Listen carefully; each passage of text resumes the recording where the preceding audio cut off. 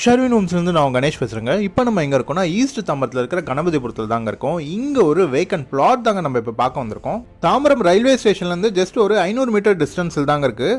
அதே மாதிரி இந்த ப்ராப்பர்ட்டிலேருந்து உங்களுக்கு கீழம்பாக்கம் பஸ் ஸ்டாண்டு பார்த்தீங்கன்னா உங்களுக்கு ஒரு 1.5 கிலோமீட்டர் டிஸ்டன்ஸில் தாங்க இருக்கும். இப்போ நம்ம இந்த ப்ராப்பர்ட்டி தாங்க பார்க்க வந்திருக்கோம். இந்த ப்ராப்பர்ட்டியோட டோட்டல் லேண்ட் ஏரியா பார்த்தீங்கன்னா உங்களுக்கு 1300 ஸ்கொயர் ஃபீட்டுங்க, அதாவது 1300 சதுர அடிங்க. இதோட ஃப்ரண்டேஜ் பார்த்தீங்கன்னா உங்களுக்கு 30க்கு 43ங்க.